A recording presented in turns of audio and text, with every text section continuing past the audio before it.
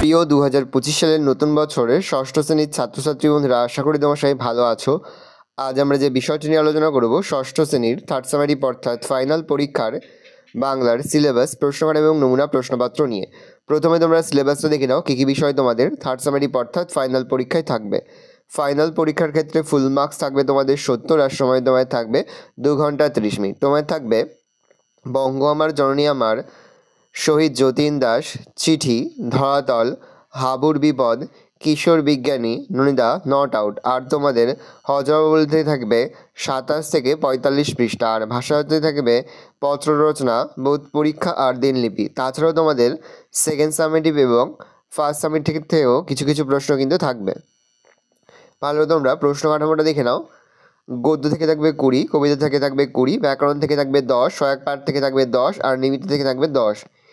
এই রয়েছে টোটাল তোমাদের 70 মার্কের প্রশ্ন কাঠামো। ভালো করে প্রশ্ন কাঠামোটা দেখে নাও। এবার আমরা নমুনা প্রশ্নপত্রটা দেখে নেব। দেখো, সরাসরি স্ক্রিনে তোমরা এই মুহূর্তে ষষ্ঠ শ্রেণীর ফাইনাল পরীক্ষার বাংলার কোশ্চেনটা দেখতে পাচ্ছ। ফুল মার্কস তোমাদের রয়েছে 70, সময় তোমাদের রয়েছে 2 ঘন্টা 30 মিনিট। একে থেকে রয়েছে সঠিক উত্তর বেছে নিলে যে কোনো 6টি প্রশ্নের মান 1 করে 1 × 6 = 6। ন্যায়ের বিধান দিলেন, উত্তর হবে রঘুমণি। যতীন দাস অনশন করেন 63 দিন। বন্যার ফলে দুই ভাইয়ের কুটির কি হয়? ভেসে যায়। কুলে কুলে দেখা যায় শ্যামল ধরণী। হাবুর বিপদ গল্পে হাবু কোন বেঞ্চে বসে? মাঝের বেঞ্চে। ছুটি পেলে কিশোরটি কোথায় ছুটে যেত? সমুদ্রে। রূপালীর সঙ্গে সঙ্গে CCH এর খেলা কত বছর হয়নি? 11। 100 মিটারে সোনার মেডেল কে পেতে পারে? বিষ্টু। দুইতে রয়েছে নিচে যে কোনো 6টি প্রশ্ন উত্তর দেওয়া প্রশ্নের মান 1 করে 1 × 6 = 6। 300 কোটি মিলিত কণ্ঠে ডাকে যখন আমার দেশ। কার 300 কোটি সন্তান? ভারত মাতার 300 কোটি সন্তান। যতীন দাস কোথায় জন্মগ্রহণ করেছিলেন? যতীন দাস উত্তর কলকাতার শিকদার বাগান অঞ্চলে মামার বাড়িতে জন্মগ্রহণ করেছিলেন। মোরা দুই সহোদর ভাই কবিতায় সহোদর কারা? মোরা দুই সহোদর ভাই কবিতায় সহোদর হলো হিন্দু ও মুসলমান ধর্মাবলম্বী মানুষ। মনে ভাবি কত প্রেম আছে তারে ঘিরে। কাকে ঘিরে আছে? নদীর তীরে অবস্থিত ছায়াময় গ্রামগুলিকে ঘিরে অনেক প্রেম আছে। সুধীরবাবুর কপালের ভাঁজ কিসের চিহ্ন? সুধীরবাবুর কপালের ভাঁজ অসন্তোষের চিহ্ন। কিশোরের মন লাগে না কিসে? খেলাধুলো করতে কিশোরের মন লাগে না। রূপালীর সঙ্গে সঙ্গে কাদের খেলা হয়েছিল? রূপালীর সঙ্গে সঙ্গে CCH দলের খেলা হয়েছিল। নট আউট শব্দটি কোন খেলার সঙ্গে যুক্ত? নট আউট শব্দটি আমরা সবাই জানি ক্রিকেট খেলার সঙ্গে যুক্ত। থেকে রয়েছে নিচের প্রশ্নগুলির সংক্ষিপ্ত উত্তর দাও যে কোনো 4টি প্রশ্নের মান 2 করে 2 × 4 = 8। 1929 খ্রিস্টাব্দে 13ই জুলাই অনশন শুরু হয় কেন? লাহোর সেন্ট্রাল জেলে যতীন দাস সহ তার 15 জন সহযোদ্ধার ওপর অমানসিক পুলিশি নির্যাতনের প্রতিবাদে তারা 13ই জুলাই 1929 সালে সমবেতভাবে অনশন শুরু করেন। এক বৃন্তে দুটি কুসুম এর অর্থ কী? উদ্ধৃতাংশটির অর্থ হলো একটি বোটায় দুটি ফুল। তবে কবি এখানে ভারতে অবস্থিত হিন্দু ও মুসলমান দুটি সম্প্রদায়কে দুটি ফুল বলে গণ্য করেছেন। দুই জাতি ভাই সমান মনে মড়ক এলে দেশে, এর মধ্যে দিয়ে বক্তা কী ইঙ্গিত করেছে? বক্তা এর মধ্যে দিয়ে বলেছেন, দেশে মড়ক বা বারণ রোগ দেখা দিলে তার প্রভাব থেকে হিন্দু মুসলমান কেউ বাদ যায় না, অর্থাৎ মৃত্যু কখনো জাতি ধর্ম বর্ণ বিচার করে আসে না। হাবু শেষের দিকে বেঞ্চে বসতে চায় না কেন? সে শেষ পর্যন্ত কোথায় গিয়ে বসে? উত্তর, হাবু শেষের দিকে বেঞ্চে বসতে চায় না কারণ ওই বেঞ্চটির ওপর শিক্ষক মহাশয়দের সর্বদা কড়া নজর থাকে। প্যাচেন স্কুলে বা হাবু ক্লাসে পড়া না করে স্কুলে আসায় সেদিন সে সিদ্ধান্ত নেয় যে মাঝামাঝি বেঞ্চে বসবে। কপালে থাকলে আর 5 জনের ভিড়ে মিশে হয়তো বা সে এবারের মতো রেহাই পেয়ে যেতে পারে। তাই হাবু তৃতীয় বেঞ্চের এক কোণায় 3 কড়ির পাশে বসে পড়ে। এরপর বিষ্টু বল ডেলিভারি দিল। বল ডেলিভারির আগে বিষ্টু যা যা ঘটনা ঘটায় তা বিবৃত করো। বল ডেলিভারি দেওয়ার আগে বিষ্টু ননিদার টিপস অনুযায়ী বিভিন্ন ঘটনা ঘটিয়েছিল। বোলিং করার আগে বিষ্টু গুনে গুনে 26 কদম গিয়ে মাটিতে বুটের ডগা দিয়ে বোলিং মার কাটলো। তারপর বল হাতে ছুটে বোলিং ক্রিজে পৌঁছানোর আগে আবার পিছু হটে গিয়ে গোল হয়ে ঘুরপাক খেতে শুরু করলো। পাগলের মতো কখনো ঘুরপাক খায়, কখনো লাফিয়ে, আবার কখনো বোলিং মারকে ফিরে গিয়ে সে ইচ্ছাকৃতভাবে সময় নষ্ট করছিল, লাফিয়ে, কিন্তু ব্যাটসম্যানকে বল করছিল না। খেলা শেষে নির্ধারিত সময় পর্যন্ত এভাবে ছুটে গিয়েছিল বিষ্টু। মনে হয় সব নিয়ে এই ধরনই ভালো। কখন পৃথিবীকে ভালো মনে হয়? এই রকম মনে হওয়ার কারণ কি? কবি রবীন্দ্রনাথ ঠাকুর যখনই অগ্রাহ্যপূর্ণ দৃষ্টিতে নিজের জীবন থেকে এই ধরনের প্রাণের দিকে তাকান তখন তার পৃথিবীকে ভালো বলে মনে হয়। ভালো মন্দ, সুখ দুঃখ এবং অন্ধকার আলো এই সব পৃথিবীর অপরিহার্য অঙ্গ। পৃথিবীতে অবস্থানকারী সবার কাছে এদের গুরুত্ব আছে। এদেরকে গ্রহণ করে প্রত্যেকটি জীবন কাটাতে হয়। জীবনে যেমন সুখের প্রয়োজন আছে, তেমনই দুঃখেরও প্রয়োজন আছে। সেই সঙ্গে ভালো মন্দ এবং প্রকৃতির আলো অন্ধকারও জীবনকে পরিপূর্ণ করে তোলে। তাই ভালো মন্দ, সুখ দুঃখ, আলো অন্ধকার নিয়ে সব মিলেই এই পৃথিবীকে কবির ভালো বলে মনে হয়েছে।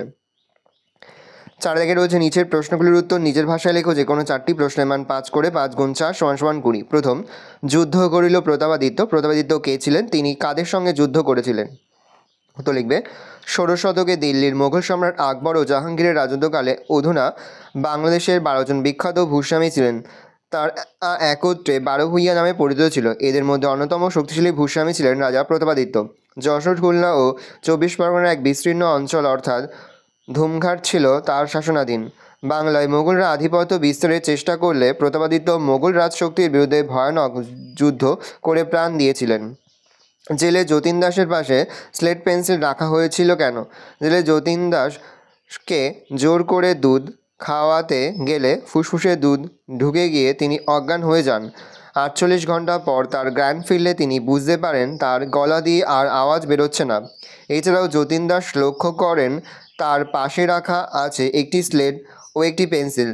তার বুঝতে বাকি থাকে না যে জীবনে আর কোনোদিন তিনি কথা বলতে পারবেন না।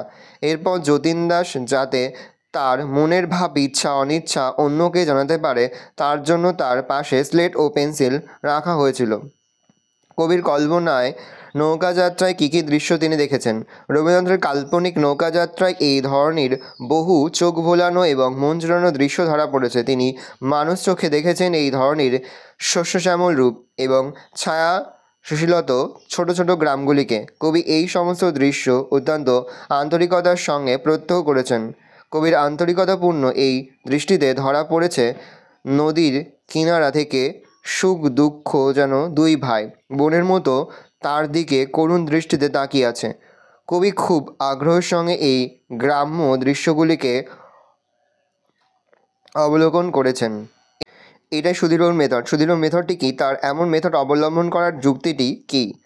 দেখেন, উত্তরটা আমি আর মুখে বলছি না, আস্তে স্ক্রল ডাউন করে তুমি কিন্তু অবশ্যই ভিডিওটা থামিয়ে বা স্ক্রিনশট নিয়ে কিন্তু উত্তরটা তোমার খাতে নোট ডাউন করে নেবে। দেখে নাও, নোট ডাউন করে নাও।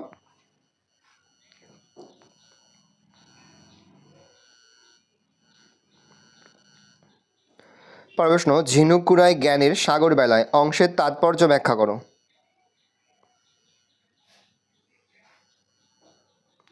চটপট মঞ্জুর হয়ে গেল, কোন আবেদন মঞ্জুর হয়ে গেল?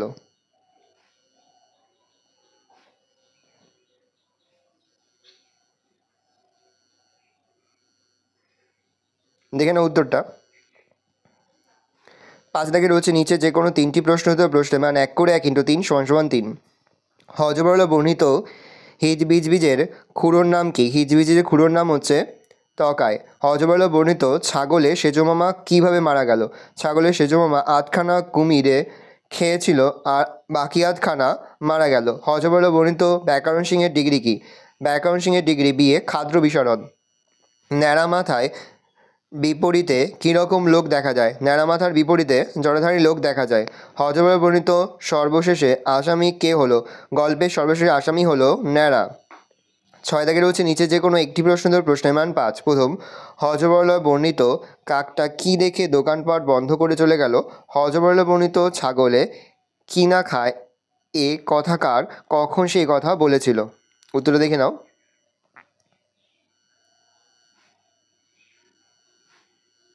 প্রশ্ন, হযবরল বইটিতে কোন চরিত্রকে তোমার সবথেকে ভালো লেগেছে, কেন ভালো লাগলো সেই বিষয়ে বলো।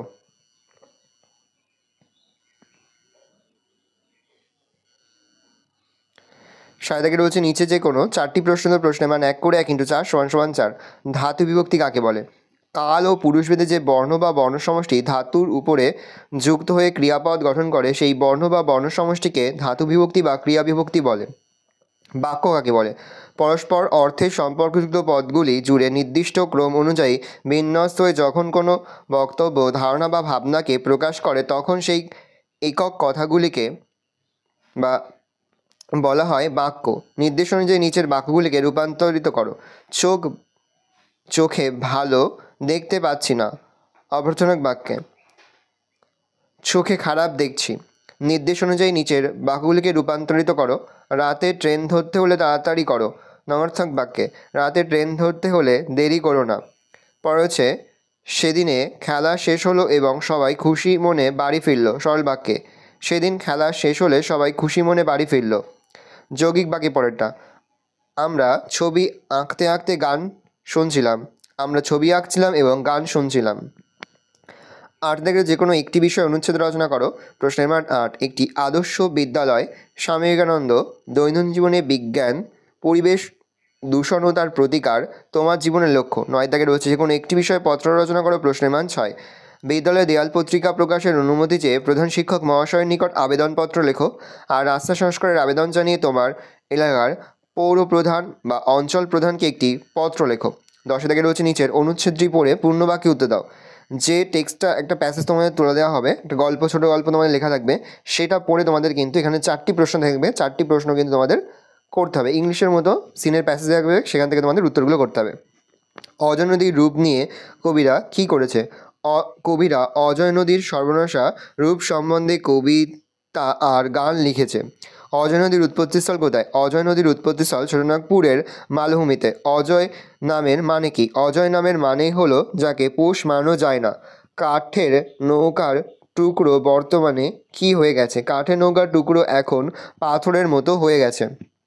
ভালো করে দেখে নাও, এই রয়েছে টোটাল তোমাদের থার্ড সামারি অর্থাৎ ফাইনাল পরীক্ষার ষষ্ঠ শ্রেণীর বাংলার কোশ্চেন পেপার। ভালো কোশ্চেনটা দেখে নাও।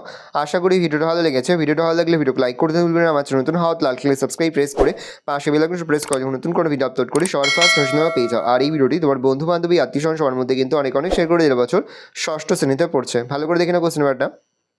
কোনো প্রশ্নের উত্তর লিখতে বা বুঝতে অসুবিধা হলে নির্দ্বিধায় কমেন্ট সেকশনে কমেন্ট করে জানাতে একদমই ভুলবে না।